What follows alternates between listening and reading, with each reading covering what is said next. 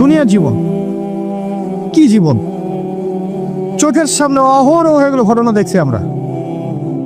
যাচ্ছে খুব সাদাল্লাদ করে বর বিয়ে করতে যাচ্ছে, কার অ্যাক্সিডেন্ট, শেষ, ডেড। কিছু সাহাবী তো এমনও ছিলেন, বদরের যুদ্ধ করতে এসেছেন, হাতের মধ্যে কিছু খেজুর আছে, খেজুর খাচ্ছেন, খোরমা খেজুর খাচ্ছেন। তখন নবী সাল্লাল্লাহু আলাইহি ওয়াসাল্লাম দাঁড়িয়ে ভাষণ দিচ্ছেন যে ওয়াসাবিকু ইলা মাগফিরাতিম মির রাব্বিকুম ওয়া জান্নাহ। ওই যে আয়াতটা আছে, তোমরা এগিয়ে চলো তোমাদের রবের ক্ষমার দিকে এবং জান্নাতের দিকে। আরদুহা কাআরদিস সামাই ওয়াল আরদ, যার প্রশস্ততা আসমান এবং জমিনের সমান। সাহাবী খেজুর খেতে খেতে খেজুরটা ফেলে দিলেন। আরেকজন সাহাবী জিজ্ঞাসা করলেন যে খেজুরটা ফেলে দিলেন কেন? তিনি বলছেন এই খেজুরগুলো খেতে অনেক সময় লেগে যাবে। নবী সাল্লাল্লাহু আলাইহি ওয়াসাল্লাম এমন কথা বলেছেন, এটা শোনার পরে আমি আর এক সেকেন্ড নষ্ট করতে যাচ্ছি না। খেজুর ফেলে দিয়ে যুদ্ধে ঝাঁপিয়ে পড়লেন, দেন শহীদ হয়ে জান্নাতে চলে গেলেন। তারাও তো মৃত্যুর স্বাদ গ্রহণ করেছেন, তাই না? আর একজন ইহুদি ব্যক্তি উহুদের যুদ্ধের দিন সকালবেলা মুসলিম হয়েছে। ইহুদিরা তো আমাদের চিরশত্রু, আপনারা জানেন। এটা জানার জন্য ডক্টরেট করার দরকার নেই, থিসিস করার দরকার নেই। প্যালেস্টাইনের দিকে দেখেন বুঝতে পারবেন, ফিলিস্তিনকে দেখেন বুঝতে পারবেন। অ্যামনেস্টি ইন্টারন্যাশনাল বলে একটা সংস্থা আছে না, এরা পর্যন্ত দেখলাম গতকালকে রিপোর্ট দিয়েছে যে বিগত এই 50-60 বছর ধরে এরা ফিলিস্তিনদের উপর যা নির্যাতন করেছে, এটা মানবতার ইতিহাসে কখনো করা নাই।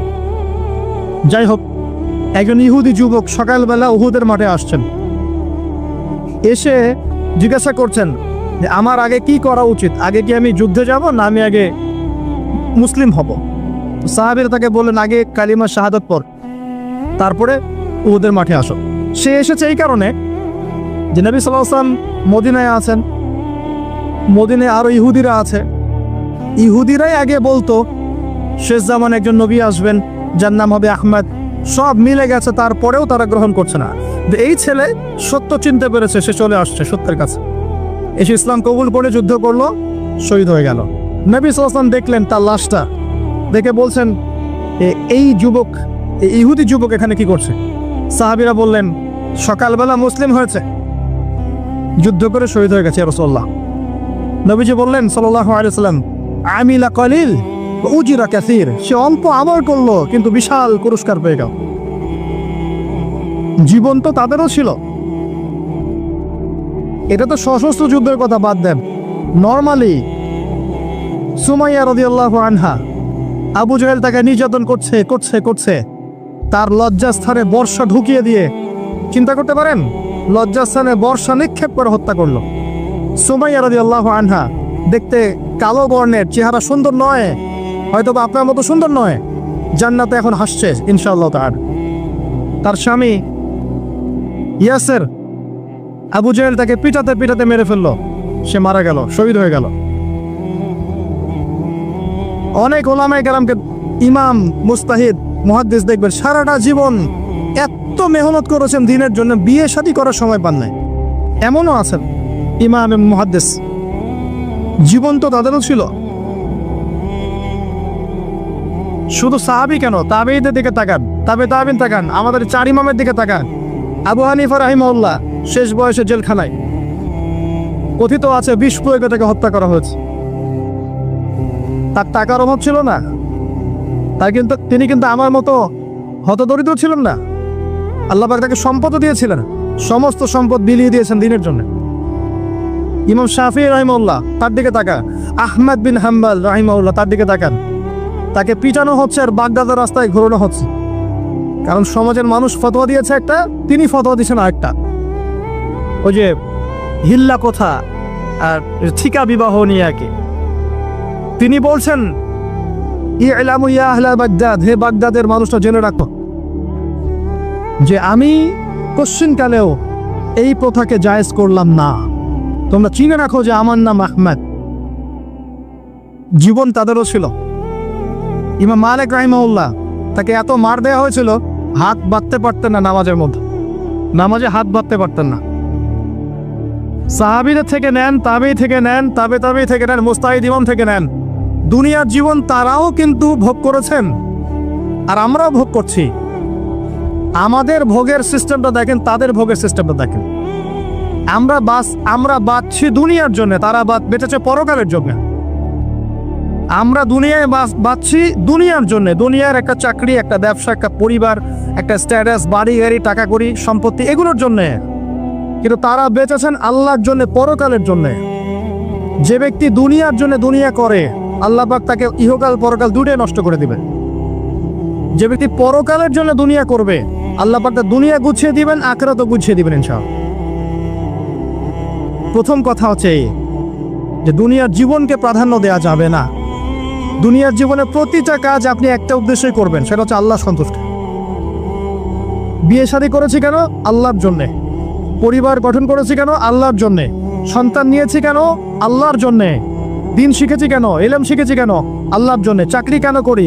আল্লাহর জন্যে। প্রতিটা কাজ ইবাদত হবে যদি আপনি মুহাম্মদ সাল্লাল্লাহু আলাইহি ওয়াসাল্লামের তরিকা মেনে চলেন। একটা বিষয় বোঝার বাকি আছে আমাদের, দুনিয়ার জীবনটা 1 সেকেন্ডের জীবন। আল্লাহ পাক সূরা হাদীদের মধ্যে বলেছেন, ই'লামু আন্নামাল হায়াতুদ দুনিয়া লা'iবুন ওয়া লাহু ওয়া যিনাতুন ওয়া তাফাখুরুন বাইনাকুম ওয়া তাকাসুরুন ফিল আমওয়ালি ওয়াল আওলাদি কামাসালি গায়যিন আ'জাবাল কুফফারা নাবাত ثم يهيج فتراه مصفرا ثم يكون حطاما وفي الآخرة عذاب شديد ومغفرة من الله ورضوان وما الحياة الدنيا إلا متاع الغرور। আল্লাহ পাক বলছেন, জেনে রাখো তোমরা সবাই, এই জমিনবাসী, এই দুনিয়ার হায়াতটা খেলা। খেলা মানে কি দেখেন, ছোট্ট বাচ্চারা খেলা ছাড়া কিছু বোঝে? ওর কাছে দুনিয়া ওইটাই। দুনিয়ার প্রথম স্টেজ খেলা। বললাহ একটু বড় হবে, যখন কিশোর হবে, ওর কাছে ঠাট্টা হাসি তামাশা, ডোন্ট কেয়ার, দুনিয়াতে কোনো কিছু নেই, খাওয়া দাওয়া ফুর্তি করো, লাভ। আর একটু বড় হবে, ওয়াজিনাতুন তাফাখুরুন বাইনাকুম ওয়া তাকাসুর, একটু বড় হবে তখন বাড়ি গাড়ি, স্ট্যাটাস, সৌন্দর্য, চাকচিক্য, প্রতিযোগিতা, তাফাখুরুন বাইনাকুম ওয়া তাকাসুর। এভাবে দুনিয়ার জীবন যাচ্ছে। এই এক্সাম্পলটা আল্লাহ পাক দিয়েছেন এমনভাবে যে একটা ভূমি ছিল অনুর্বর, বৃষ্টি হলো, সেখানে সবুজ শ্যামল ফসল ফলত, এক পর্যায়ে ফসলটা আস্তে আস্তে হলুদ বর্ণ ধারণ করলো এবং সেটাকে কেটে ফেলা হলো, তারপর শুধু খড়কুটা বাকি থাকলো। এই হলো দুনিয়ার জীবনের এক্সাম্পল। এরপর পরকালে বাকি আছে দুইটা জিনিস, হয় ক্ষমা, রিদওয়ান মাগফিরাত, ক্ষমা, অথবা আযাবুন শাদীদ। আমাদেরকে মাথায় ইনস্টল করতে হবে, দুনিয়াতে আমরা কেউ থাকতে আসি নাই। প্রথম কথা, এখানে আমরা এসেছি বড়জোর 60, 70, 100 বছরের হায়াত নিয়ে, যার মধ্যে মোটামুটি ভাবে 30, 40, 50 বছর চলে গেছে, কারো 20 বছর, 25 বছর চলে গেছে, বুঝতে না বুঝতেই চলে গেছে, মানে ভালো মন্দ বোঝার আগেই শেষ। যদি তার বয়স হয় 60 বছর, তাহলে এখন বাকি আছে 30 বছর। এই ব্যক্তি যদি ঠান্ডা মাথায় রাতের বেলা চিন্তা করে, এই 30 বছর যে আমার চলে গেছে, আমার অ্যাপ্রক্সিমেটলি 30 বছর বাকি আছে। বাকি আছে বুঝলাম, যা চলে গেছে, এই চলে যাওয়া 30 বছরে আমি 10 বার জেনা করেছি, 20 বার মদ খেয়েছি, ঠিক আছে, মানুষের সম্পদ আত্মসাৎ করে খেয়েছি, পরকিয়া করেছি, চুরি করেছি, ডাকাতি করেছি, মিথ্যা বলেছি, নামাজ পড়ি নাই, রোজা রাখি নাই। আমরা প্রত্যেকে যদি আমলনামা ঘাটি আজকে রাত্রে, এরকম একটা লিস্ট আমরা তৈরি করতে পারবো। আজকে রাত্রে বাসায় ফিরে গিয়ে প্রত্যেকে যদি একটা আমলনামা ঘাটতে চাই, চোখ বন্ধ করে চিন্তা করি যে এই 30 বছর আমি কি কি করেছি, দেখবেন আপনি জেনার পাপ পাবেন, মাদকের পাপ পাবেন, অন্যের সম্পদ আত্মসাতের পাপ পাবেন, নামাজ না পড়ার পাপ পাবেন, রোজা রাখেন নাই, যাকাত দেন নাই, কোনো কোনো ক্ষেত্রে মিথ্যা বলেছেন, প্রতারণা করেছেন, মানুষের সম্পদ লুটে পুটে খেয়েছেন, অনেক কিছু করেছেন। কিন্তু আমাদের চলাফেরা দেখলে মনে হয় যে আমরা কোনো পাপ করিনি। এই জায়গায় ঠান্ডা মাথা চিন্তা করে আপনি দেখবেন পাপ 2 রকম। কয় রকম? 2 রকম। আপনি দেখবেন আল্লাহর সাথে জড়িত কিছু পাপ পাবেন, নামাজ করেন নাই, রোজা রাখেন নাই, মিথ্যা বলেছেন, ইত্যাদি ইত্যাদি। কিছু পাপ পাবেন আল্লাহর সাথে জড়িত, কিছু পাবেন মানুষের সাথে জড়িত। আল্লাহর সাথে জড়িত পাপগুলো ক্ষমা নেওয়া খুব সহজ। ওযু করে এসে 2টা রাকাত নামাজ পড়ে চোখের জল ফেলে দিয়ে, চোখের পানি ফেলে দিয়ে আল্লাহর কাছে হাত তুলে খালি যদি বলে আল্লাহুম্মা আনতা রাব্বি, বলেন আল্লাহুম্মা আনতা রাব্বি লা ইলাহা ইল্লা আনতা খলাকতানি আনা আবদুক ওয়া আনা আলা আহদিক ওয়া ওয়া'দিকা মাস্তাতা'তু আউযু বিকা মিন শাররি মা সানা'তু আবুউ লাকা বিনি'মাতিকা আলাইয়া ওয়া আবুউ বিযানবি ফাগফিরলি ফাইন্নাহু লা ইয়াগফিরু যুনুবা ইল্লা আনতা। এটা না পারেন অ্যাটলিস্ট আস্তাগফিরুল্লাহাল্লাযী লা ইলাহা ইল্লা হুয়াল হাইয়ুল কাইয়ুম 3 বার চোখের পানি ফেলে দেন, আল্লাহর কাছে ওয়াদা করেন আল্লাহ যা করেছি ছেড়ে দিব, আগামী যতদিন বেঁচে থাকবো কোরআন এবং সুন্নাহর বাইরে এক চুল যাব না ইনশাআল্লাহ। এবং আগামী দিনগুলোতে আল্লাহ পাক তোমার আদেশ যখন যেভাবে আসবে আমি পালন করবো ইনশাআল্লাহ। যদি আল্লাহ পাক মনের মধ্যে খুলুসিয়াত দেখেন যে তাওবাতান নাসুহা করছে, মন থেকে তওবা করছে, আল্লাহ পাক আপনার সমস্ত গুনাহগুলোকে নেকিতে কনভার্ট করতে পারে। আল্লাহ পাক শুধু গুনাহ মাফ করবেন তা নয়, আল্লাহ পাক গুনাহগুলোকে নেকি দিয়ে পরিবর্তন করতে পারে। আমি দলিল দিচ্ছি, ইল্লা মান তাবা, সূরা ফুরকান পড়ে দেখেন। তারা ব্যতীত যারা তওবা করলো, ওয়া আমানা ওয়া আমিলা আমালান সালিহা, এবং যারা ঈমান এনেছে এবং সৎ আমল করলো, উলাইকা ইউবাদদিলুল্লাহু সাইয়্যাতিহিম হাসানাত, আল্লাহ পাক এই সব মানুষের গুনাহগুলোকে নেকি দিয়ে পরিবর্তন করে দিবেন ইনশাআল্লাহ। আমাদের নবী মুহাম্মদ সাল্লাল্লাহু আলাইহি ওয়াসাল্লাম দিনে 70 বার, কোন বর্ণনা এসেছে 100 বার তওবা করতেন, 100 বার পড়তেন আস্তাগফিরুল্লাহ ওয়া আতুবু ইলাইহি, আস্তাগফিরুল্লাহ ওয়া আতুবু ইলাইহি। যার আগের কোনো পাপ নাই, পিছনের কোনো পাপ নাই, দিনে 100 বার তওবা করতেন। আমরা একটা রাত এভাবে চিন্তা করেছি যে আমার পাপ কি কি। আজকে রাত্রে গিয়ে চিন্তা করেন, দেখবেন আপনি একটা পাপে পরিপূর্ণ একটা আমলনামা পাবেন। এবার আপনি চিন্তা করেন যে আপনি যদি আগামী 30 বছর বাঁচেন বা 40 বছর বাঁচেন, এই সময়টাকে আপনি কিভাবে মূল্যায়ন করতে চান। প্রথম একটা মূলনীতি বলেছি, দুনিয়ার জীবনকে প্রাধান্য দেয়া যাবে না। ওয়া মা হাযিহিল হায়াতুদ দুনিয়া ইল্লা মাতাউল গুরুর, সম্পূর্ণ মরিচিকা দেখেছেন? দুনিয়ার জীবন যে কি জিনিস, যারা আল্লাহর পথে পরীক্ষার সম্মুখীন হয়েছে ওরা জানে, মানে কিচ্ছু না, মানে মুহূর্তে আল্লাহ পাক ইহকাল পরকালের ফয়সালা করে ফেলবে। আমরাও বুঝবো, এটা আমরা বুঝবো না এমন নয়। ইয়াং ছেলে রাস্তায় যাচ্ছে, বাইক নিয়ে খুব দাবরানি দিচ্ছে, আছে না, হঠাৎ অ্যাক্সিডেন্ট, ডেড, স্পট ডেড। এটা দুনিয়ার জীবনটা। সারা জীবন দুনিয়ার পিছনে ছুটেছে, শেষ বয়সে হতাশ, কিছুই পেলাম না। পাবে না, কারণ আল্লাহর পথে না চললে শেষ বয়সে গিয়েও কিছু পাবেন না। যন্ত্রণা, হতাশা, গ্লানি ছাড়া। তখন দেখবেন আত্মহত্যা করে শেষ, ডেড। একটা কথা বলছিলাম যে আপনি চলার পথে কোরআন সুন্নাহর প্রতিকূলে আমল, আকীদা, মানহাজ, মুআমালাত এগুলো দেখলে কি করবেন? কোরআন সুন্নাহকে অগ্রাধিকার দিবেন নাকি চলমান বিষয়কে অগ্রাধিকার দিবেন? ইবাদত করতে এসে দেখছেন আমলের নামে বেদাত চলছে, কি করবেন? বেদাতীদের সাথে আপোষ করবেন না কোরআন সুন্নাহয় ফিরে আসবেন? আপনি তাওহীদের ক্ষেত্রে দেখছেন মানুষ ইসলামের নামে শিরক করছে, এখন আপনি কি সংখ্যাগরিষ্ঠ মানুষকে অগ্রাধিকার দিবেন না কোরআন সুন্নাহর কাছে আসবেন? অর্থনৈতিক জীবনে গিয়ে দেখছেন মানুষ বেশিরভাগই হারাম রিজিক খাচ্ছে। এখন আমি যদি বলি যে দুনিয়ার জীবনে টিকে থাকতে হলে আমাকে এগুলোতে গায়ে আপোষ করে চলতেই হচ্ছে, তাহলে কিন্তু কোশ্চিনকালেও কোরআন সুন্নাহকে প্রাধান্য দেয়া হলো না। তখন আপনি কি করবেন? পরিবার চালাতে গিয়ে দেখছেন যে পরিবারের বেশিরভাগ লোক আপনার কথা শোনে না।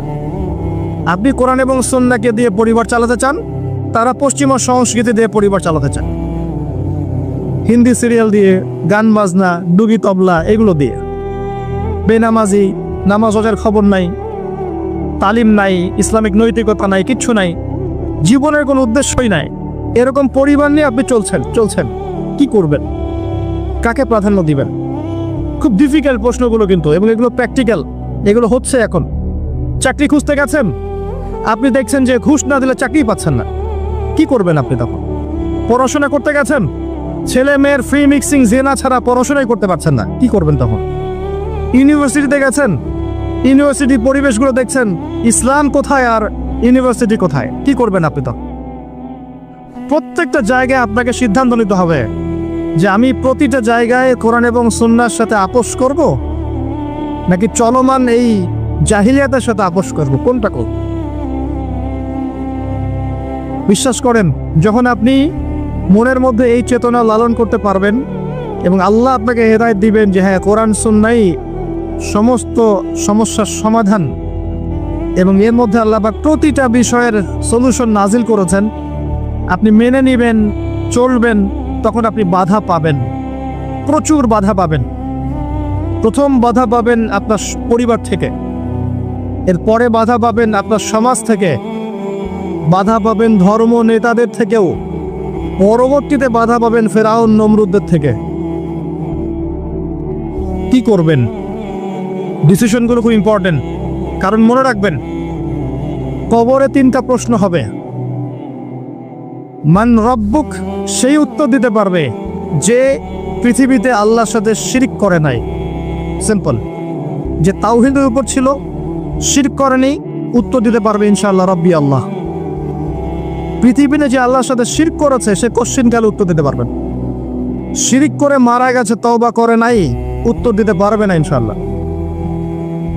মা দীনুক, পৃথিবীতে যে দিন ইসলামকে চূড়ান্ত সত্যরূপে মেনে নেয়নি, পরিপূর্ণ দিন পালন করার চেষ্টা করে নাই, কোশ্চিন কালেও মা দীনুক উত্তর দিতে পারবে না। ইসলামকে ঠাট্টা বিদ্রুপে ছলে হাসি তামাশা গ্রহণ করেছে, সে কখন উত্তর দিতে পারবে না। মান নবিয়ুক, পৃথিবীতে যে ব্যক্তি নবী সাল্লাল্লাহু আলাইহি ওয়াসাল্লামের সুন্নাহ মেনে চলেনি, জীবনে চলার পথে নবীর সুন্নাহকে পরোয়া করে নাই, অন্যের আদর্শ গ্রহণ করেছে, সে কোশ্চিন কালেও মান নবিয়ুক উত্তর দিতে পারবে না। কারা পারবে তাহলে? 1 নম্বর তাওহীদ পন্থীরা পারবে, 2 নম্বর যারা পরিপূর্ণরূপে ইসলাম পালন করেছে এরা পারবে, 3 নম্বর যারা মুহাম্মদ সাল্লাল্লাহু আলাইহি ওয়াসাল্লামের সুন্নাহর উপর টিকে ছিল এরা পারবে। ওয়ামা খালাকতুল জিন্না ওয়াল ইনসা ইল্লা লিয়াবুদুন, শুধুমাত্র ইবাদত করার জন্যই আল্লাহ পাক জিন এবং মানুষ জাতিকে সৃষ্টি করেছেন। আপনাকে আল্লাহ পাক এই হায়াতটা দিয়েছেন, এখন বাকি সময়টা চিন্তা করেন আগামী 30-40 বছর কিভাবে কাটাতে চান। দুনিয়ার জন্য বাঁচবেন না আল্লাহর জন্য বাঁচবেন? যদি আল্লাহর জন্য বাঁচতে চান, সর্বশেষ হেদায়েত আল কোরআন এবং সর্বশেষ নবী মুহাম্মদ সাল্লাল্লাহু আলাইহি ওয়াসাল্লাম, এর বাইরে কিচ্ছু নাই ভাই। সারা দুনিয়ার মানুষ মিলে যদি বলে যে কোরআন সুন্নাহর মধ্যে আছে সুদ হারাম কিন্তু সুদ হালাল, হালাল হালাল, কোশ্চিন কালে হালাল হবে না। সারা দুনিয়ার মানুষ একটা মাঝে যদি এসে বলে সুদ হালাল, সুদ ভালো, কোশ্চিন কালে হালাল হয়ে যাবে না, হারামই থেকে যাবে। সারা দুনিয়ার মানুষ যদি বলে পর্দা করার দরকার নাই, এটা সেকেলে সেকেলে সেকেলে, এটা সেকেলে হয়ে যাবে না, এটা ফরজ থেকে যাবে। কিচ্ছু নাই কোরআন সুন্নাহর বাইরে, কিচ্ছু নাই। যা আছে দেখছেন বোগাস, যার কোনো ভিত্তি নাই, মানুষের মন গড়া প্রবৃত্তির অনুসরণ। এখন আপনি যখন কোরআন এবং সুন্নাহর কাছে আসতে চাইবেন, তখন কিন্তু আপনি চতুর্দিক থেকে বাধা পাবেন। এই পথ চলাটা এত সহজ হবে না। হ্যাঁ, কাদের জন্য সহজ হবে? যারা প্রোটেস্ট্যান্ট মুসলিম হবে। কি মুসলিম? প্রোটেস্ট্যান্ট মুসলিম। এটা কেমন? মানে ওটাও ঠিক এটাও ঠিক, সুদ খেলেও হয় না খেলেও হয়, পর্দা করলেও হয় না করলেও হয়, নামাজ পড়লেও হয়, মাঝে মাঝে ছাড়লেও হয়, যাকাত দিলেও হয় না দিলেও হয়। মডারেট প্রোটেস্ট্যান্ট মানে কোরআন সুন্নাহয় যা আছে এগুলো খুব কঠিন মনে হয়, একটু মৌলবাদী মনে হয়, এগুলো মানলে তো এই যুগে চলা যায় না, এগুলো ওই যুগের জন্যে, এরকম ভার্সনে যারা চিন্তা করবে তাদেরকে কষ্ট পেতে হবে না। তারা দেখবেন কষ্ট না করেই দুনিয়ার জীবন কাটিয়ে দিচ্ছে, ওদের কোনো বাধা বিপত্তি আসবে না। আপনি যখন কোরআন সুন্নাহকে আঁকড়ে থাকবেন, কেমন করে আঁকড়ে থাকবেন? মারির দাঁত দিয়ে কামড়ে থাকবেন, নবীজি বলেছেন।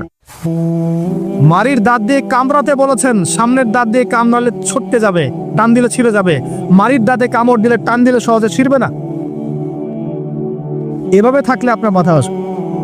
এখন আপনার সামনে দেখবেন আপনি কিছু ফিতনা এবং কিছু সলিউশন। আপনি নিয়াত করেছেন যে আপনার যে গুনাহগুলো হয়েছে এগুলো থেকে আপনি তওবা করবেন ইনশাআল্লাহ, আগামী দিনগুলো আপনি কোরআন এবং সুন্নাহ অনুসারে চলবে। এই কথার সাথে একমত আছেন তো? এখন চলতে গিয়ে দেখবেন যে আপনি কিছু স্পষ্ট বিষয় দেখতে পারবেন যেগুলোর সাথে আসলে কোরআন সুন্নাহর খুব একটা মিল পাওয়া যাবে না। আপনি দেখবেন স্পষ্ট শিরক করছে মুসলিমরা, আপনি দেখবেন স্পষ্ট বিরাট করছে, আপনি দেখবেন হারাম খাচ্ছে। মুসলিম যুবকরা মাদক, পর্নোগ্রাফি, জেনা, ফ্রি মিক্সিং, আপনার জুয়া, ক্যাসিনো, এই যে আপনার টিকটক প্রজন্ম, এগুলো নিয়ে ব্যস্ত আছে। আপনি স্পষ্ট দেখবেন মেয়েরা বেহায়ের মতো ঘুরে বেড়াচ্ছে। আপনি স্পষ্ট দেখবেন যে আপনি হালালে থাকলে চাকরি পাচ্ছেন না। আপনি স্পষ্ট দেখবেন পরিবারের লোকজন কথা শোনে না। আপনি এমনও দেখবেন ওলামায়ে কেরামের মাঝে ঐক্য নাই, এমন দেখবেন। আপনি এমনও দেখবেন যে মানুষ দিনকে দুনিয়ার বিনিময়ে বিক্রি করে দিচ্ছে। আর এমন দেখবেন যারা আপনার উপরে আছে তারা দিন সম্পর্কে তেমন কোনো জ্ঞান রাখে না। এমন জটিল পরিস্থিতিতে আপনি কি করবেন তখন? এরপরে আপনি যখন বিশ্বের দিকে তাকাবেন তখন দেখবেন বিশ্বের সমস্ত পরাশক্তিরা ঐক্যবদ্ধ ইসলামের বিরুদ্ধে। বিশ্বের সমস্ত বড় বড় পরাশক্তিরা ঐক্যবদ্ধ ইসলামের বিরুদ্ধে। দেখবেন আপনি ইসলামের কোনো খিলাফা নাই, দেখবেন কোনো ইমাম নাই, কোনো আমির নাই, কোনো জামাআ নাই। দেখবেন আপনি সেই রকম সলফে সালেহিনের যুগের মতো সৌর্যবীর্য, ব্যক্তিত্ব, গায়রত কিছু নেই। মনে হবে যেন আমরা দাসত্বের শৃঙ্খলা আবদ্ধ হয়ে গেছি। তখন আপনি কষ্ট পাবেন মনে মনে। আপনার মধ্যে ইমান থেকে থাকলে আপনি কষ্ট পাবেন, ভিতর থেকে কষ্ট ফিল করবেন। যদি প্যারালাইজড রোগী হয়ে থাকেন তাহলে কষ্ট ফিল করবেন না। চেতনা থাকে দিনের, কষ্ট ফিল করবেন। তখন আপনার স্ট্রাগল শুরু হবে। তখন আল্লাহ যদি আপনাকে বুঝ দেন, আল্লাহ দেখবেন আপনি কি করেন। আপনার মেধা দিয়ে আল্লাহ কি করেন, আপনি কি করেন, আপনার অর্থ দিয়ে আপনি কি করেন, আপনার হায়াতটা দিয়ে আপনি কি করেন, আপনার এই যে জনবল দিয়ে আপনি কি করেন, আল্লাহ আপনাকে যা দিয়েছেন তা দিয়ে আপনি দিনের জন্য কি করছেন, আল্লাহ পাক তখন দেখবেন। এই জায়গায় আমি আপনাকে কিছু সলিউশন বলছি। এটা শুধু আপনাকে বলছি তা নয়, আমি নিজেও এটা ফিল করি, লালন করি। আর আমি এমন কিছু বলবো না যা আমি নিজে আপনার জন্য পছন্দ করি না। যেটা আমি নিজের জন্য পছন্দ করি সেটাই আপনাকে বলবো। প্রথম কথা, এখানে আপনাকে গাইডেন্স দিবে আল কোরআন। এরকম সিচুয়েশনে আপনাকে পথ দেখাবে অনলি আল কোরআন, এরপর নবী সাল্লাল্লাহু আলাইহি ওয়াসাল্লামের হাদিস। এখানে আপনার দায়িত্ব আসবে প্রথমত কোরআন পড়া শিখতে হবে। প্রথম কাজটা কি ভাই? কোরআন পড়া শিখতে হবে, তেলাওয়াত শিখতেই হবে, নিয়মিত তেলাওয়াত করতে হবে। একটা দিন যাবেন আপনার জীবনে যে কোরআন তেলাওয়াত আপনি করেন না, ইনশাআল্লাহ। বেশি থেকে বেশি করবেন, বেশি থেকে বেশি। আমার পরামর্শ হচ্ছে দিনে এক পারা করে করার চেষ্টা করুন। এরপর দায়িত্ব চলে আসবে আপনার কোরআন বোঝা। আপনি কিছু অংশ মুখস্থ করবেন, হিফজ করবেন, অর্থটা বোঝার চেষ্টা করবেন, কোরআনের ভাষাটা শেখার চেষ্টা করবেন। এর সব কিছু আপনি বুঝতে পারবেন না, তখন কি করবেন? আলেম ওলামার কাছে যাবেন, তাদের সোহবতে গিয়ে পড়ে থাকবেন।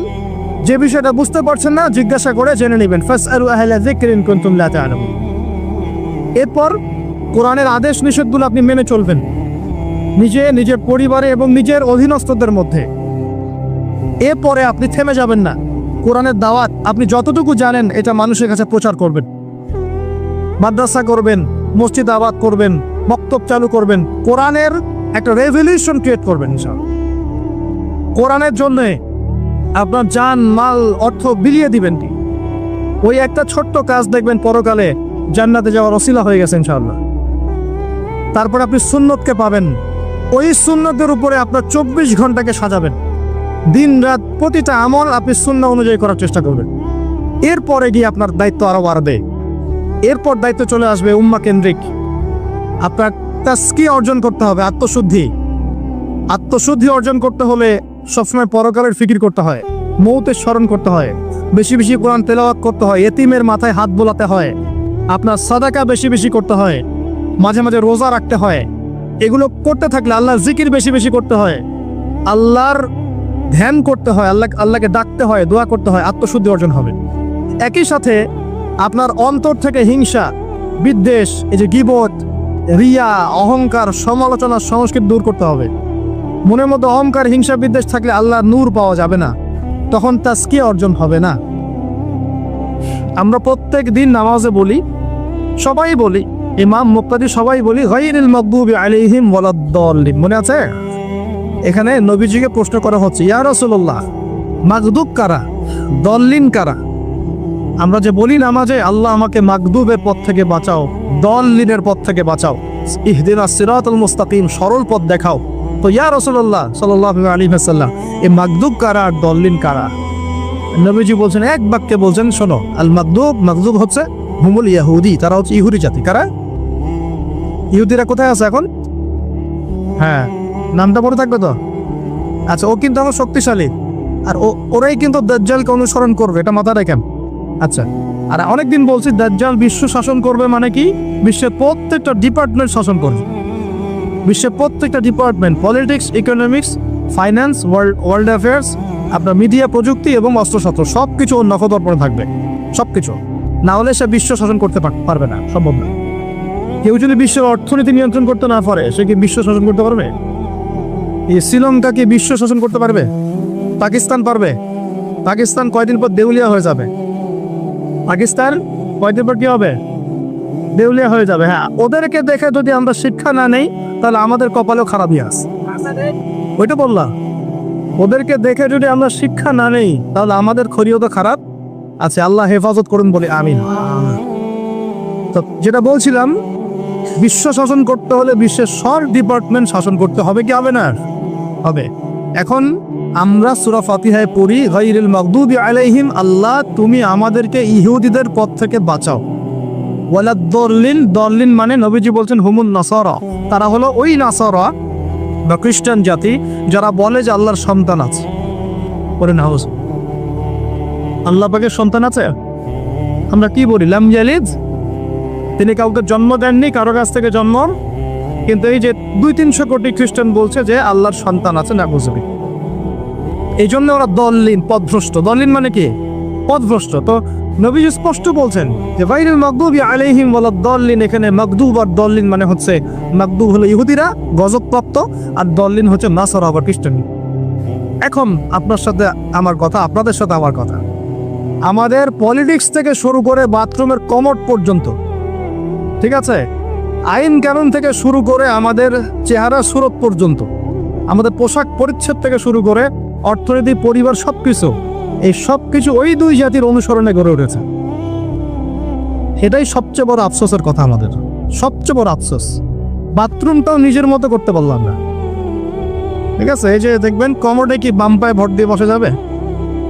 আচ্ছা, ওইখানে কাপড় কি পবিত্র রাখা যাবে? কিভাবে ইউজ করে আমি এখনো বুঝি না, কেমন করে ইউজ করে, ঠিক আছে। আরো নতুন পদ্ধতি আসছে, এটা শুনলে আরো হাসবে। বিভিন্ন জায়গায় যাওয়া হয়, আলহামদুলিল্লাহ, আল্লাহ বলেছেন সিরু ফিল আরদ, জমিনে বিচরণ করো। আল্লাহ বলেছেন কোরআনে সিরু ফিল আরদ, তোমরা জমিনে ঘুরে দেখো। ফানজুর কাইফা কানা আতিবাতুল মুকাদ্দিবিন, দেখো যে আল্লাহকে যারা মিথ্যা প্রতিপন্ন করেছে, আল্লাহর সাথে সীমা লঙ্ঘন করছে, ওদের কি পরিণত হয়েছে। দেখলাম যে এখন ইংলিশ টয়লেটও গায়ে এখন দিয়ে রাখছে কিছু কিছু বাটি, কি দিয়ে রাখছে? ছোট ছোট টুকরা দিয়ে আছে প্লাস্টিকের, এবং হ্যাঁ সিনামেক্সের মনে হয়। ওইখানে দাঁড়ায় দাঁড়াই করতে হবে, 1 নাম্বার করলে দাঁড়ায় দাঁড়াই করতে হবে, এবং সবগুলো একই মাপের দেওয়া আছে। এখন যদি ব্যক্তির কারো হাইট হয় 6 ফিট, কারো 5 ফিট, কারো 4 ফিট, কারো 2 ফিট, 3 ফিট, এই পার্থক্যে কিভাবে সে মেকআপ করবে আল্লাহ ভালো জানে। এটা কেমনি করে ম্যাচ করবে আল্লাহ ভালো জানে। কাউকে টুলের উপর দাঁড়ায় করতে হবে, কাউকে নিচুয়ে করতে হবে, মানে মাপ তো একই। আরও যে কি কি দেখতে হবে আল্লাহ ভালো জানে। তো প্রিয় ভাইরা, বাথরুম করতে গিয়ে যদি নবীর সুন্নাহ মতো করেন, এখান থেকে কথাগুলো আসছে। যদি বাম পা দিয়ে ঢোকেন, বাম পায়ে ভর দিয়ে বসেন, দেখবেন ইস্তেঞ্জা করেও শান্তি পাচ্ছেন। নবীর প্রতিটা সুন্নত বৈজ্ঞানিক, যে সুন্নত আপনি পালন করবেন, আপনি বৈজ্ঞানিক উপকারিতাও পাবেন ইনশাআল্লাহ। এই একটু আগে এক ভাই বলছিল, আপনি তো খানি না হুজুর, 1 চামচ কি 1.5 চামচ ভাত খাচ্ছেন, খানি না। আমি বললাম যে আমি কম খাওয়া হুজুর, কারণ নবী সাল্লাল্লাহু আলাইহি ওয়াসাল্লাম কি শিখিয়েছেন? তিনি বলেছেন আমরা যা খাই না,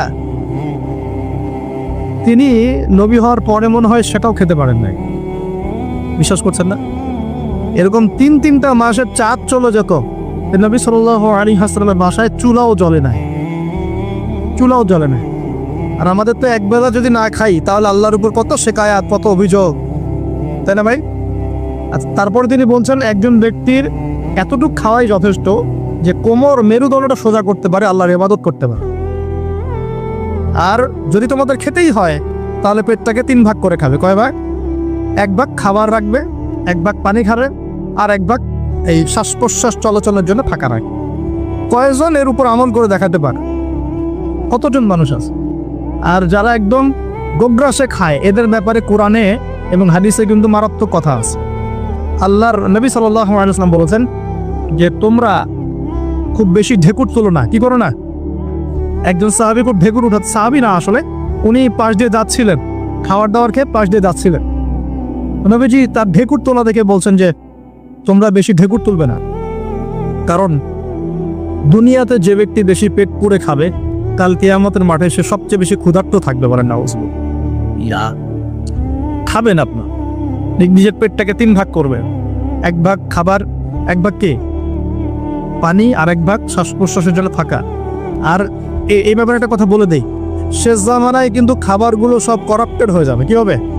খাবার ভেজাল হবে, ভেজাল। এটা দলিল সূরা কাহাফে আছে, আমি এটা ব্যাখ্যা করবো না।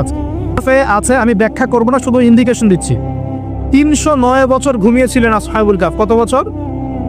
309 বছর ঘুম থেকে উঠেই তারা প্রথম যে অনুভবটা করেছেন সেটা হলো তারা ক্ষুধার্ত। তারা কি ক্ষুধার্ত? দেখেন 309 বছর পর যদি আপনি ঘুম থেকে ওঠেন, আপনার কাছে এই দুনিয়াটা আজীব মনে হবে, হবে না?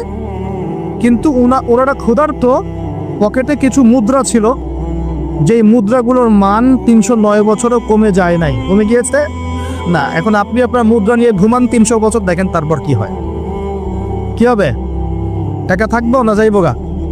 আচ্ছা, তারপরে শুনেন, এরপরে উঠেই তারা বলছে ফালিয়ানজুর আইয়ুহা আজকা তুআমা, এই মুদ্রাগুলো দিয়ে বাজারে কাউকে পাঠাও, তোমাদের 9 জন 10 জনের মধ্যে একজনকে বাজারে পাঠাও। ফালিয়ানজুর, সে যেন বাজারে গিয়ে দেখে আইয়ুহা আজকা তুআমা, কোন খাবারটা পবিত্র খাবার, ফ্রেশ খাবার। ঘুম থেকে উঠেও ফ্রেশ খাবারের দিকে তাদের নজর কেন? আর এই সূরা আপনাকে দাজ্জালের ফিতনা থেকে বাঁচাবে কেন? আর দাজ্জালের যুগেই বা সব, দাজ্জালের শাসনের যুগে সব খাবারগুলো আস্তে আস্তে ম্যানুফ্যাকচার্ড এবং ভেজাল হচ্ছে কেন? এগুলোর মধ্যে মিল আছে না? তার মানে যত জামানা শেষের দিকে যেটা থাকবে, খাবারের ভেজাল তত বাড়তে থাকবে। এই সময় আপনাকে অবশ্যই ফ্রেশ খাবার খুঁজে খুঁজে বের করতে হবে। খাবার আগে মানুষ খেত, খাবারের মধ্যেই চিকিৎসা ছিল, তাই না? রোগের আরোগ্য ছিল। এখন সেই খাবার খেয়ে মানুষ অসুস্থ হয়ে যাচ্ছে। বুঝতে পারছেন না? খাবারের মধ্যে থাকে উপাদান, ভালো উপাদান, যে উপাদানগুলো পেটের ভিতরে গেলে, শরীরে গেলে শরীরটা সুস্থ হয়। এখন সেই খাবার খেয়েই মানুষ অসুস্থ হয়ে যাচ্ছে। এটা কোন হাদিসের সাথে মিলে জানেন? আনতালিদাল আমাতু রাব্বাতুহা, দাসী তার মনিবকে জন্ম দিবে। দাসী মনিবকে জন্ম দিবে মানে হচ্ছে সমাজের ন্যায় অন্যায়, হক বাতিল, সত্য মিথ্যার মানদণ্ড উল্টে যাবে। যেটা ভালো সেটা হয়ে যাচ্ছে খারাপ, খারাপটা হচ্ছে ভালো। সমাজের সত্যবাদী ব্যক্তি হয়ে যাচ্ছে মিথ্যাবাদী, মিথ্যাবাদীকে মানুষ সত্যবাদী বলা শুরু করছে। আমানতদার ব্যক্তি হয়ে যাচ্ছে খেয়ানতকারী, খেয়ানতকার ব্যক্তিগুলো আমানতদার হয়ে যাচ্ছে। সমাজের সবচেয়ে ভালো মানুষকে মানুষ খারাপ বলছে, সবচেয়ে খারাপ মানুষকে খুব ভালো বলছে। উল্টে যাচ্ছে, খেয়াল করে দেখেন, উল্টে যাচ্ছে। বাবা এখন বাবার হাতে ছেলে মায়ের খাচ্ছে, ছেলের হাতে মা মায়ের খাচ্ছে, এরকম হচ্ছে না? যাকে একটা দায়িত্ব দিয়ে রাখবেন, এবং তোমার উপর আমি বিশ্বাস করলাম, দায়িত্ব দিলাম, সে আপনার বিশ্বাস ভঙ্গ করে রেখে দিচ্ছে। এই হচ্ছে না? বিশ্বাস উড়ে যাচ্ছে, প্রতারণা বাড়ছে। মানে কি? মানুষ আল্লাহ পাকের হালালগুলোকে হারাম করে নিচ্ছে, হারামগুলো হালাল করে নিচ্ছে। বুঝতে পারছেন না মনে হয়? হালালগুলোকে মানুষ আস্তে আস্তে হারাম করতেছে, হারামগুলোকে আস্তে আস্তে হালাল করতেছে। এটা হচ্ছে না? হচ্ছে। খুব খেয়াল করে, এখানে খাবার খেয়ে আপনার উপকার পাওয়ার কথা, খাবার খেয়ে আপনি অসুস্থ হয়ে যাচ্ছে। উল্টা হচ্ছে, উল্টা চলতেছে দুনিয়া। দুনিয়া কি চলছে? উল্টা। ছেলে পড়ছে মেয়ের পোশাক, মেয়ে পড়ছে ছেলের পোশাক।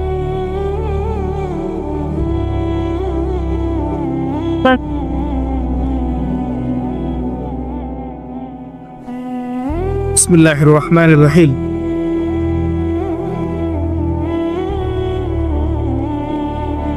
আল্লাহ পাকের শুকরিয়া আদায় করি, বলি আলহামদুলিল্লাহ। নবী সাল্লাল্লাহু আলাইহি ওয়াসাল্লামের প্রতি দরুদ পেশ করি, বলে আল্লাহুম্মা সাল্লি আলা মুহাম্মাদ, আল্লাহুম্মা বারিক আলা মুহাম্মাদ। সম্মানিত উপস্থিতি, যে কথা বলছিলাম, পরিবেশটা একটু রক্ষা করেন। আমরা খুব লম্বা করব না, গুছাই শেষ করছি ইনশাআল্লাহ। বসেন। আমরা যে পয়েন্টটা ছিলাম সেটা হলো যে আমরা যদি আমাদের জীবনের প্রতিটা কাজ 2টা শর্ত মেনে চলি, তাহলে প্রতিটা কাজ কি হবে বলেন? ইবাদত হবে। কি হবে? ইবাদত। শর্ত নাম্বার 1, প্রত্যেকটা কাজ করতে হবে আল্লাহর সন্তুষ্টির জন্য। কার সন্তুষ্টির জন্য? আর 2 নাম্বার, প্রত্যেকটা কাজ করতে হবে একজন ব্যক্তির আদর্শে। তার নাম কি? মুহাম্মদুর রাসূলুল্লাহ সাল্লাল্লাহু আলাইহি ওয়াসাল্লাম। এখন সব কাজ বলতে কি শুধু নামাজ, রোজা, হজ, যাকাত, না জীবনের সব কাজ?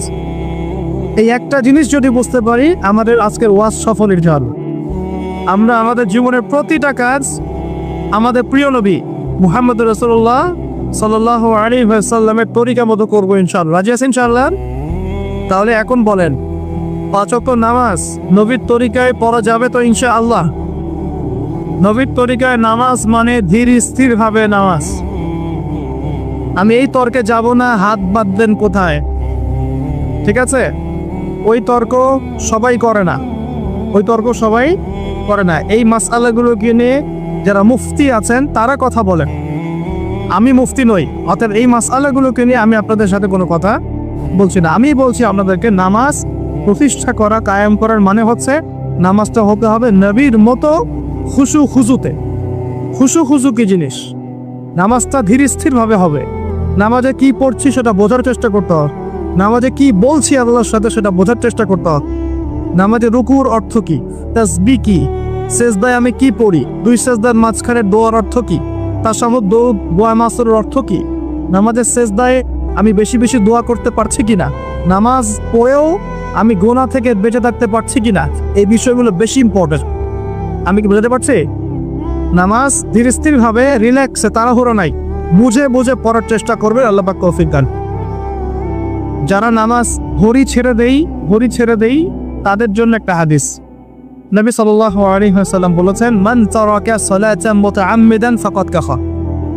মনে রাখবেন, নবীজি বলেছেন, কেউ যদি তার উপরে অর্পিত ফরজ নামাজ ছেড়ে দেয়, নামাজ পড়াকে জরুরি মনে করে না, ফাকাদ কাফারা, সে ব্যক্তি কুফরি করলো। বল নাউজুবিল্লাহ। নামাজকে ছাড়বো ভাই ইনশাআল্লাহ? আল্লাহ পাক আমাদের সবাইকে 5 ওয়াক্ত নামাজি বানিয়ে দেন বলি আমি। এবং রমজান মাস আসার আগেই নামাজের স্পিড আবার ঢুকতে হবে, পারবো তো ইনশাআল্লাহ? আল্লাহ আমাদের সবাইকে কবুল করুন বলি আমিন। এবং রমজান মাসে সুস্থতার সাথে রোজা রাখার তৌফিক দান করুন। না, রমজানের শব্দটা যখন এসেই গেল, আর দুটো কথা বলি। রমজান মাসের সবচেয়ে বড় বৈশিষ্ট্য হচ্ছে এই মাসে আল্লাহ পাক কোরআন নাজিল করেছেন। কি করেছেন? এখন সারা বিশ্ব জুড়ে একটা ইস্যু চলছে না, কোরআন ইস্যু, কোরআন পুড়িয়ে দেয় ইস্যু, ঠিক আছে? যে কোরআন পুড়িয়ে দিয়েছে, আমার দৃষ্টিতে তার চেয়ে বড় অধম সেই ব্যক্তি যে মুসলিম পরিবারে জন্মগ্রহণ করেও কোরআন তেলাওয়াত করা শেখে না। হয়তো আমার কথা বুঝতে পারছেন। কোরআন একজন পুড়িয়ে দিয়েছে, যদি আমার ক্ষমতা থাকতো ওর গর্দান নামাই দিতাম, কিন্তু তার চেয়েও বড় অপরাধী আমার কাছে আছে, আমাদের চোখে আছে। কে? যে মুসলিম পরিবারে 20-30-40 বছর থেকে আছে, মুসলিম সমাজে, মুসলিম পরিবারে নামাজে যায়, ইমামদেরকে চেনে, আলেমদের সাথে সম্পর্ক আছে, এরপরেও সে কোরআন তেলাওয়াত করতে পারে না। এ বড় অপরাধী আমার কাছে। কে বড় অপরাধী? এটা লজ্জার না? একটা মুসলিম পরিবারের থেকে আমি কোরআন তেলাওয়াত করতে জানবো না, লজ্জার না? নাকি আপনারা সেই সব শায়েখ হতে যাচ্ছেন যে কোরআন তেলাওয়াতও করতে জানে না, বাহাসের জন্য ডাকে মানুষকে? দেখেন নাই এরকম আছে না? মনে হয় যেভাবে ইসলাম পালন করা যাবে। ইসলামের জ্ঞান অর্জনের প্রথম ধাপটাই হচ্ছে বিশুদ্ধ করে কোরআন তেলাওয়াত করা। প্রথম ধাপ কি? আগে বিশুদ্ধ করে কোরআন তেলাওয়াত করা শিখতে হবে, এরপরে আসবে কোরআন হিফজের ব্যাপার, আরবি ব্যাকরণ শেখার ব্যাপার, কোরআনের তাফসীর করার ব্যাপার, হাদিসের ইবারত পড়ার যোগ্যতা অর্জন করা, আস্তে আস্তে আকীদা পড়বে, উসুলের বই পড়বে, ফিকহের বই পড়বে, তারপর এই যে আপনার কুতুবে সিত্তা পড়ে শেষ করবে, তারপরে গিয়ে সে মাশাআল্লাহ একজন দাঈ, আলেম, মুফতি এগুলো হচ্ছে। আলহামদুলিল্লাহ। তো শুরুটা কোত্থেকে হচ্ছে? কোরআন বিশুদ্ধ করে তেলাওয়াত করা। এই শুরুটাই যদি আমাদের ঠিক না হয়, তাহলে কি কোরআন ঘরে রেখে খালি চুমু খেলে হবে? কোরআন কি খালি চুমু খাওয়ার জন্যে? কোরআন থেকে তাবিজ লেখার জন্যে? কোরআন বাবা মারা গেলে কোরআন তেলাওয়াত করবে এই জন্যে? 40 দিন কোরআন তেলাওয়াত করবে এই জন্যে? কেউ মারা গেল, ব্যাস আমরা কোরআন দিয়ে একটা মাহফিল করে দিলাম, ব্যাস সব হয়ে গেল? আস্তাগফিরুল্লাহ। আল্লাহ পাক আমাদের সবাইকে যেন কোরআন তেলাওয়াত শেখার তৌফিক দান করেন। একটা চ্যালেঞ্জ গ্রহণ করেন যে আমি নিজে কোরআন তেলাওয়াত করা শিখবো, আরো 10 জনকে শিখাবো। বাড়া যাবে না?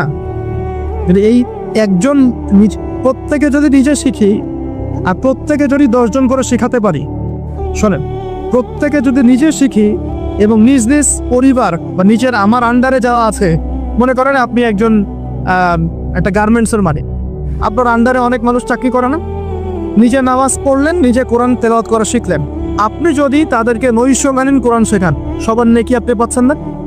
আপনার পরিবার আছে, পরিবারে আপনি নামাজ পড়েন, এখন আপনি কোরআন তেলাওয়াত করতে জানেন, এখন আপনার মা, বোন, স্ত্রী, সন্তানদেরকে আপনি শেখালেন, এই পুরো পরিবারটা কোরআন বলা হলো না? একটা সমাজের দায়িত্বশীল আমি। হ্যাঁ, চেয়ারম্যান সাহেব মনে করেন বললেন যে আমি নামাজ পড়ি, আমি কোরআন তেলাওয়াত করতে জানি, আমি এলাকার সব মানুষকে কোরআন তেলাওয়াত করা শেখাবো ইনশাল্লাহ। পারা যাবে না? এভাবে যদি সবাই দায়িত্ব নেই, আমার বিশ্বাস 10 বছরের মধ্যে বাংলাদেশের 16 কোটি মানুষের কোরআন শেখানো যাবে। ওই দিন আর স্লোগান তুলতে হবে না, জাল কোরআনের আলো ঘরে ঘরে চাল, অটোমেটিকলি সবার ঘরে কোরআন জ্বলে যাবে, জানবে না? এই কাজটা না করে খালি স্লোগান দিলে কাজ হবে? বলেন তো কাজ হবে? এই যে একটা আয়াতই বললাম, গায়রুল মাগদুবি আলাইহিম ওয়ালাদ-দাল্লিন, এখন তো বুঝলেন আয়াতের অর্থ কি? আল্লাহর রাসূল আমাদেরকে বলছেন তোমরা ইহুদিদের পথ অনুসরণ করো না, তোমরা নাসারাদের পথ অনুসরণ করো না, কিন্তু বাস্তবতা হচ্ছে আমার সব ক্ষেত্রেই ওদের আদর্শই চলছে না? আপনার বিয়ের শাদী, বিয়ের আগের অনুষ্ঠান, গায়ে হলুদ, আপনার পরিবার, আপনি যে মিডিয়াগুলো দেখছেন সেই মিডিয়াগুলা, হ্যাঁ, আপনার পলিটিক্যাল সিস্টেম, সুদভিত্তিক অর্থনৈতিক সিস্টেম, তারপরে আপনার কি বলবো, দেহের পোশাক পরিচ্ছেদ, লেবাস, পোশাক, চেহারা, সুরত, সবকিছু ওদের মতো না? আমি তো দেখালাম, এমনকি বাথরুমের কমোড পর্যন্ত ওদের মতোই, তাই না? তো এখন এই একটা আয়াত বুঝলেই আপনি বুঝতে পারছেন যে আসলে সবটা উল্টা চলছে। এখন যদি পুরো কোরআনটা বুঝতে পারি, পুরো কোরআনের 6236টা আয়াতই বুঝতে পারি, তাহলে এই সমস্ত পরিবর্তন হতে সময় লাগবে। এই কারণেই তো কোরআন থেকে দূরে সরানোর জন্য এত পায়তারা চলছে। মানুষ চাচ্ছে, এক শ্রেণীর মানুষ চাচ্ছে বিশ্বের যে মুসলিমরা যেন কোরআন থেকে দূরে সরে যায়। তারা জানে যদি আমরা কোরআন থেকে দূরে সরে যাই, আমাদেরকে শাসন করা সহজ হবে। ওই পশ্চিমারা আমাদেরকে শাসন সহজেই করতে পারে, আর আমরা যদি কোরআনকে আঁকড়ে ধরি, ওদের বাপেরও ক্ষমতা নেই আমাদেরকে শাসন করি, বরং আমরা ওদেরকে শাসন করবো ইনশাআল্লাহ। আমরা করি না, মনে করছে 1200 বছর 1200 বছর করেছি, কত বছর? বিশ্বাস করছেন না? ইতিহাস পড়েন, নবী সাল্লাল্লাহু আলাইহি ওয়াসাল্লামের যুগ থেকে শুরু করে এই তো 1914 সাল পর্যন্ত আমরা সারা বিশ্ব সালেব করেছি না? মনে হচ্ছে গাল গল্প। এখন বিগত 70, 80, 100 বছরে আপনার কাছে মনে হচ্ছে যে শক্তি তো সব ওদের হাতে চলে গেছে, আমাদের হাতে নাই। ইনশাআল্লাহ তাআলা আবার ফিরে আসবে ইনশাআল্লাহ। তবে ওই যে বললাম, এমনি এমনি আসবে মান্না সালোয়ার মতো, নাকি আমাদের কিছু দায়িত্ব আছে ভাই? এই যে প্রথম এক ভাই বলেছিল না কি করতে হবে, এখন শোনেন কি করতে হবে। 1 নাম্বার, আমাদের সবাইকে তওবা করে ফিরে আসতে হবে। কি করতে হবে? সূরা নূর পড়ছিলাম আসার সময়, আল্লাহ পাক বলেছেন, তুবু ইলাল্লাহি জামিআন আইয়ুহাল মুমিনুন লাআল্লাকুম তুফলিহুন। তোমরা সবাই একসাথে, হে মুমিনগণ, তোমরা সবাই একসাথে আল্লাহর কাছে তওবা করো যাতে তোমরা সফল হতে পারো। আগে কি করতে হবে? আল্লাহকে বলতে হবে, আল্লাহ আমরা ব্যক্তিগতভাবে, পারিবারিকভাবে, সামাজিকভাবে, রাষ্ট্রীয়ভাবে যত পাপ করেছি আল্লাহ সব মাফ করব। আল্লাহ আমরা তোমাকে ভালোবাসি, তোমার নবীকে ভালোবাসি, তোমার কালামকে ভালোবাসি, আমরা জান্নাতে যেতে চাই, দুনিয়াতেও সফল হতে চাই, আল্লাহ তুমি আমাদেরকে মাফ করো। এবং আগামী পুরো জিন্দেগি আল্লাহ তুমি আমাদেরকে 5 ওয়াক্ত নামাজি বানায় দাও, কোরআনওয়ালা বানায় দাও, সুন্নতওয়ালা বানায় দাও, আপসে মিল মোহব্বত বানায় দাও, আমাদেরকে তোমার পক্ষ থেকে বেহিসাব রিজিক দান দিও, এবং এমনভাবে চলার তৌফিক দাও যাতে আমরা আবার বিশ্বের সেই শাসন ফিরে পাই ইনশাআল্লাহ। দোয়া করা যাবে না? 1 নাম্বার কাজ তওবা করে ফিরে আসা। 2 নাম্বার হচ্ছে বেশি বেশি জ্ঞান অর্জন করা। কি করা? জ্ঞান অর্জন ছাড়া কোনো লাভ নাই। একদিন মাহফিল শুনতে আসছেন, যদি মনে করেন যে বাস কাজ হয়ে গেছে, আসলে কিছুই হয়, মন খারাপ করে, আসলে কিছু হয়নি। এখন এখান থেকে আপনাকে ইন্সপিরেশন নিয়ে আগামী দিনে চলতে হবে। জ্ঞান অর্জন করতে হলে কি করবেন? খালি একটা ভিডিও দেখবেন, একটা খালি বিচ্ছিন্ন বই করবেন। এখনকার যুব সমাজের অন্যতম প্রবলেম হচ্ছে, যারা প্র্যাকটিসিং মুসলিম তাদের কথা বলছি, যে এদের পড়াশোনার কোনো কনস্ট্রাকটিভ সিলেবাস নাই, এরা বিক্ষিপ্তভাবে জ্ঞান অর্জন করে। এই আদনান ভাইয়ের লেকচার শুনলাম, এই অমুক স্ট্রাইকারের লেকচার শুনলাম, অমুক দায়ের একটা লেকচার শুনলাম, হ্যাঁ অমুক একটা বই পড়লাম, তমুক একটা বই পড়লাম, বিক্ষিপ্ত জ্ঞান। এই বিক্ষিপ্ত জ্ঞান আপনার মাথাটাকে এলোমেলো করে দিবে। আর অনলাইনে ঢুকলে দেখবেন এ ওর বিরুদ্ধে কথা বলছে, এ ওর বিরুদ্ধে, এ ওর পিছনে লেগে আছে, এ পিছনে লেগে আছে। এখানে ভালো যতটুকু পাবেন, খারাপের চেয়ে বেশি পাবেন। এখানে এভাবে জ্ঞান অর্জন করা যাবে। কিভাবে? যেভাবে আমরা চেষ্টা করছি। হয়তো ওয়াজ মাহফিল এসে আমরা যতটুকু জানি এর 30, 40, 50% কথাও কিন্তু বলতে পারি না। যা জানি তা হয়তো 30, 40% আমরা বলতে পারি বিভিন্ন কারণ। কিন্তু জ্ঞান অর্জনের পথটা কি হবে? এখানে মাদ্রাসা আছে, মসজিদ, মাদ্রাসা, কওমি ওলামায়ে কেরাম আছেন না? ওলামায়ে কেরামের পাগড়ি ধরে বসে থাকবে। কি করবেন? ওলামায়ে কেরামের পাগড়ি ধরে বসে থাকবে। শুরু করাবে তারা, দেখবেন আপনি যান, আপনাকে শুরু করাবে কোরআন তেলাওয়াত থেকে। আগে কোরআন তেলাওয়াত করা শিখবেন। সময় লাগুক 1 বছর, লাগুক, যাক 1 বছর লাগবে আমি শিখবো, ব্যাস 1 নাম্বার। তারপরে ওটা যখন ভালো পারবেন, দেখবেন ওলামায়ে কেরাম আপনাকে বলবে যে এই সূরাগুলো মুখস্থ করো। আপনি নামাজের জন্য যে সূরাগুলো লাগে মুখস্থ করতে হবে না? নামাজের ফরজ, ওয়াজিব, এই সুন্নত মুস্তাহাব জানতে হবে না? এই মাসলাগুলো জানবেন, সূরা কালাম মুখস্থ করবেন, দোয়া কালাম মুখস্থ করবেন। তারপরে আপনি যদি আরও বেশি চান, আপনি হিফজ করবেন। কোরআন কি করবেন? হিফজ মানে মুখস্থ করবেন। আমার তো মনে হয় আমরা যদি 1 বছর চেষ্টা করি, আমরা সবাই কমপক্ষে 1 পারা হলেও মুখস্থ করতে পারবো না? ইনশাআল্লাহ, কোনো সমস্যা নেই। এরপরে আপনি যদি আরও বেশি চান, তখন আরবি ভাষা এবং সাহিত্যের কিছু ব্যাকরণিক ক্লাসিক্যাল বই আছে। এই বইগুলো ধরে ধরে পড়তে হবে আলেমদের কাছে। খুব বেশি সময় লাগবে না। আপনি মনে করছেন যে অনেক সময় লাগবে, এত সময় লাগবে না। আপনার মেধা যদি শার্প হয়, এটা ডিফার করে।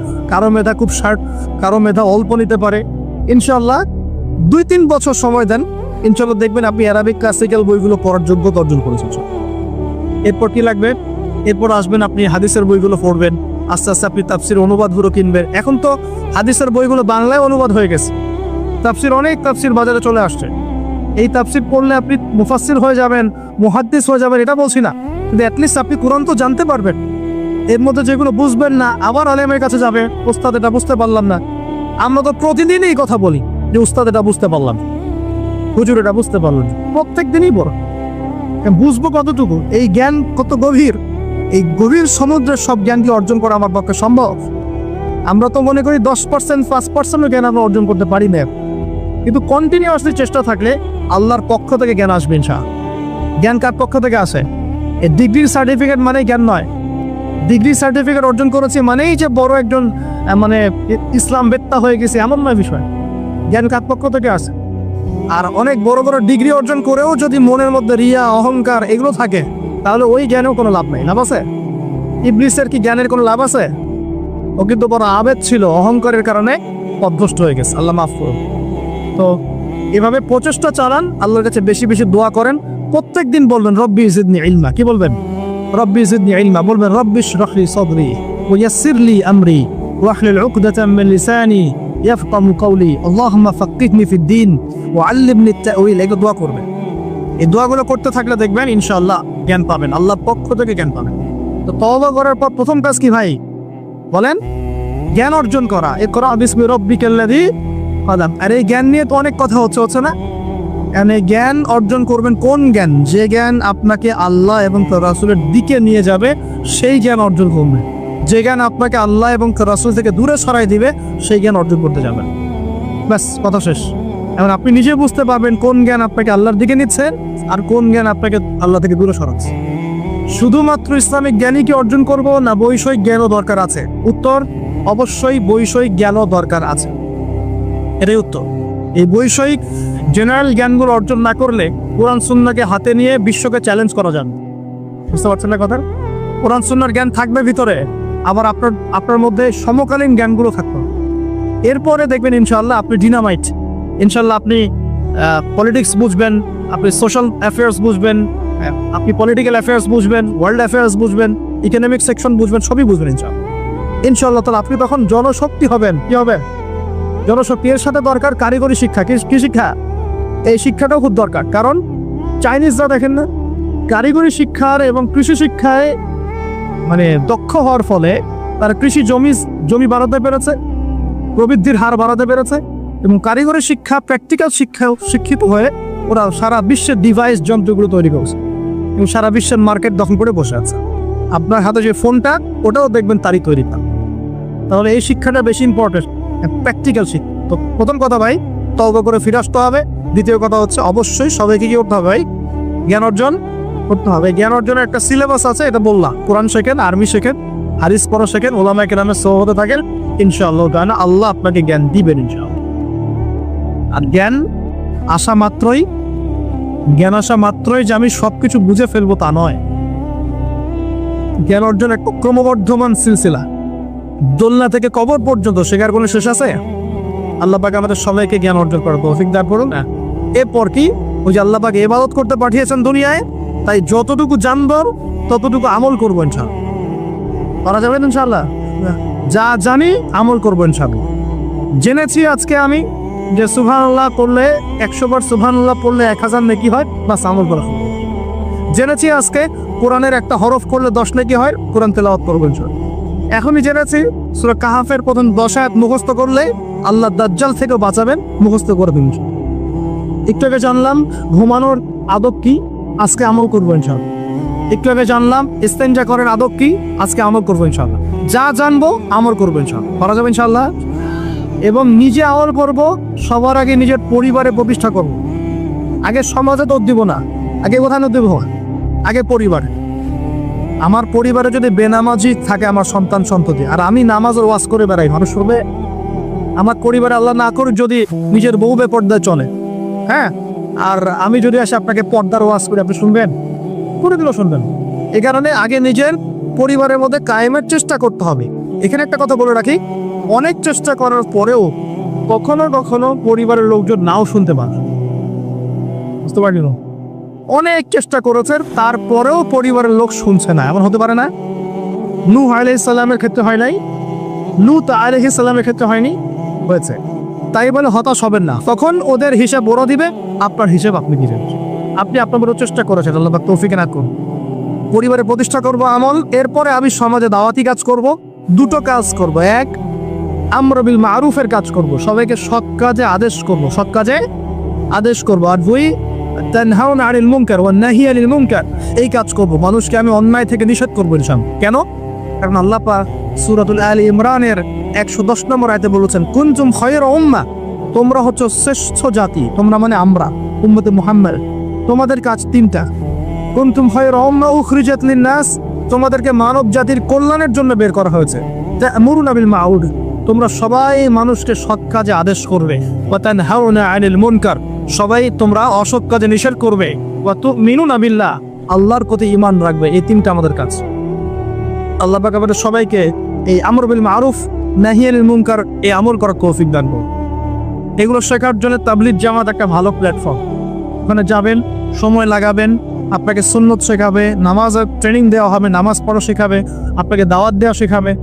সীমাবদ্ধতা সবার মধ্যেই আছে, তারপরেও আমাদেরকে এই ধাপগুলো অতিক্রম করেই সামনের দিকে যেতে হবে। আল্লাহ পাক তৌফিক দান। আর এটা খুবই দুঃখজনক যে এখন আমাদের এই ভাইদের মধ্যেও অনেক সময় কিছু ফিকশন দেখা যাচ্ছে। আমরা দোয়া করি আল্লাহ পাক তাদের মধ্যে এই যে বিভক্তি, আল্লাহ পাক এই বিভক্তিটাকে দূর করে দিন, আমি ঐক্যবদ্ধ আর তৌফিক দান করুন বলে আন। খুবই আফসোসের বিষয়, এগুলো আল্লাহ পাক আমাদেরকে হেফাজত করুন, বোঝার তৌফিক দান করুন। ওয়া'তাসিমু বিহাবলিল্লাহি জামিআ ওয়া লা তাফাররাকু, আল্লাহ বলছেন তোমরা সবাই আল্লাহর রজ্জু একসাথে ধরো, ঐক্যবদ্ধ হবে, দলে দলে বিভক্ত হয়েও না। এই ছোটখাটো বিষয়গুলোকে নিয়ে আমরা আস্তে আস্তে 73 দল তো কত আগেই হয়ে গেছে, এখন 73,000 দল হয়ে গেছে আল্লাহ মাফ। কিন্তু এটা আমাদের জন্য ক্ষতির কারণ নেই, এগুলোকে উস্কে দিবেন না, বরং তাদের মধ্যে মিউচুয়াল করার চেষ্টা করতে হবে। আল্লাহ পাক তৌফিক না। তো প্রিয় ভাইরা, আমরা আমর বিল মারুফ নাহি আনিল মুনকারের কাজ করব এবং পাশাপাশি পারিবারিক আদর্শ ঠিক করব, আর অবশ্যই হালাল খাওয়ার চেষ্টা করবো ইনশাআল্লাহ। নিজেদের যে প্রতিভা আল্লাহ পাক দিয়েছেন, কাউকে ক্ষমতা দিয়েছেন, কাউকে অর্থ দিয়েছেন, কাউকে বলার যোগ্যতা দিয়েছেন, কাউকে লেখার যোগ্যতা দিয়েছেন, ঠিক আছে? যাকে আল্লাহ পাক যা দিয়েছেন আল্লাহর পক্ষ থেকে, এটাকে দিনের কল্যাণে কাজে লাগানোর চেষ্টা করবো ইনশাআল্লাহ তাআলা। দেখবেন ইনশাআল্লাহ আবার সেই সোনালী দিন ফিরে আসবে ইনশাআল্লাহ, যেদিন আমরা নিজেরাও আমল করব, পরিবারও সুন্দর হবে, সমাজও সুন্দর হবে, ইসলাম এই জমিনেও বিজয় হবে ইনশাআল্লাহ, আর আখিরাতে তো জান্নাতে যাবো ইনশাআল্লাহ। আল্লাহ পাক আমাদের সবাইকে এই দুনিয়াতে আসার উদ্দেশ্যটা মনে রাখার তৌফিক দান করুন। আল্লাহ বলেছেন দুনিয়ায় পাঠিয়েছি আল্লাহর ইবাদত করার জন্য, অন্য কোনো কারণে নয়। দুইটা কাজ করলে ইবাদত হবে, এক প্রতিটা কাজ আল্লাহ সন্তুষ্টির জন্য করব, দুই নবীর সুন্নাহ মতো করব। এর ফলে কি হবে? এর ফলে আমরা সেই গন্তব্য অর্জন করব যেটা সূরা আলে ইমরানের 185 নম্বর আয়াতে বলা আছে। কত নম্বর আয়াত? 185। এটাই শেষ আয়াত। আল্লাহ রাব্বুল আলামিন বলছেন কুল্লু নাফসিন যায়িকাতুল মাউত, এই কারাগারের দুনিয়ার জীবন সংক্ষিপ্ত, এখানে সমস্ত সত্তা মৃত্যুর স্বাদ গ্রহণ করবে, ঠিক আছে? এবং কিয়ামতের মাঠে তোমাদের সবাইকে যার যার প্রতিদান দেওয়া হবে। এবার তোমাদের গন্তব্য শোনো। ফামান যুকজিহা আনিন নার, ওই দিন যাকে জাহান্নামের আগুন থেকে বাঁচানো হবে, ওয়া উদখিলাল জান্নাহ, এবং জান্নাতে ঢুকিয়ে দেওয়া হবে, ফাকাদ ফাজ, ওই ব্যক্তি হচ্ছে সফল। This is the real definition of success. কথা বুঝতে চেষ্টা করেন, এটা হচ্ছে the real and final destination and definition of success. এটা সাফল্যের সবচেয়ে সেরা এবং কি বলবো, চূড়ান্ত সাফল্যের সংজ্ঞা। এটা হলো সবচেয়ে সেরা এবং চূড়ান্ত সাফল্যের সংজ্ঞা। দুনিয়ার সাফল্যের সংজ্ঞা ঠিক না। এই বাড়ি গাড়ি টাকা করে স্ট্যাটাস ক্ষমতা, এগুলো সাফল্যের সংজ্ঞা আমরা মানিয়েছি, এগুলো সাফল্যের চূড়ান্ত সংজ্ঞা নয়। চূড়ান্ত সংজ্ঞা এই আয়াতে আছে, ফামান যুকজিহা আনিন নার, যাকে জাহান্নামের আগুন থেকে বাঁচিয়ে দেওয়া হবে, ওয়া উদখিলাল জান্নাহ, যাকে জান্নাতে ঢুকিয়ে দেওয়া হবে, ফাকাদ ফাজ, এই সফল হলো মা। কদ আফলাহাল মুমিনুন, এই যে মুমিনরা সফল হয়েছে। কথা বুঝতে পারছেন? অতএব সাফল্যের সংজ্ঞা আমাদেরকে শেখানো হয়, এটা চূড়ান্ত সংজ্ঞা নয়, ওইটাই সাফল্যের চূড়ান্ত সংজ্ঞা। পৃথিবীতে আমার অনেক ক্ষমতা আছে, জান্নাত না লাভ করতে পারলে কোনো লাভ নেই। দুনিয়াতে আমি অনেক বড় আলখাল্লা পরে আলেম টাইটেল নিয়ে বসে আছি, জান্নাতে ঢুকতে না পারলে আমি সফল। দুনিয়াতে আমাকে মানুষ অনেক বড় কিছু বলছেন, এই মুফাসসিরে কোরআন, হাবি জাবি ইত্যাদি ইত্যাদি, এগুলোর সাথে আমার কোনো সম্পর্ক নেই। আমরা তালেবে ইলম, জ্ঞানের ছাত্র, জান্নাতে ঢুকতে না পারি এগুলো কিছুই না আমার ঠিক। দুনিয়াতে আপনাকে অনেক বড় অর্থনীতিবিদ বলা হচ্ছে, বুদ্ধিজীবী, বিশাল কিছু, আপনি একদম ক্ষমতাধর, বিশ্ব নেতা, জান্নাতে ঢুকতে না পারলে আপনি ব্যর্থ। জান্নাতে ঢুকতে না পারলে আপনি খবর আছে, এই পুলসিরাত পার না হতে পারলে সমস্যা আছে, শেষ, সব শেষ। ফেরাউনের কথা মনে করেন, কত বড় প্রতাপশালী, এক হুকুমে সারা বিশ্ব জয় করে ফেলে, শেষ, ও যাইতে পারবে না জান্নাতে, শেষ। আর এখানে একজন ভ্যান চালক বেচারা 5 ওয়াক্ত নামাজ পড়ে, রমজান মাসে রোজা রাখে, সাধ্যমতো দান সদকা করে, হালাল খায়, মরে গেলে যদি জান্নাতে চলে যায় ও সফল ইনশাআল্লাহ।